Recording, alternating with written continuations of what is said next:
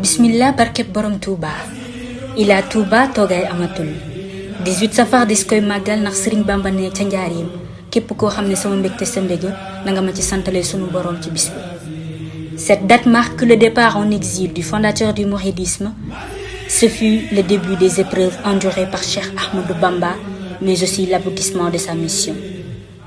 Après son retour d'exil en 1902, Borom Touba a célébré le premier Magal à Diourbel, où il était en résidence surveillée.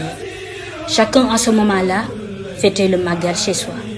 waane bi Serigne Mouhamadul Fadel toogee ci jal bi di ñaareelu xalifa Borom Touba ca la wootee fee ca Touba ngir ñu fay wéyal màggal gi.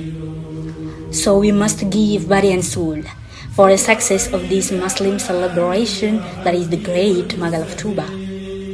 bu bés boobaa nanu sàmmi ak ci bërëb ba te nanu ko màggalee si njàngum alquran zikkar xasida ak bernde mbooleem lu baax bu dara des yàlla nanu ko fekkee te tal ko si barkeb maam Lamp. asalaatu wasalaam alayka ya saydana ya waliyallah ya nuura masaabihi hadratillah Mbàkke Balla ay sa buri jërëjëf.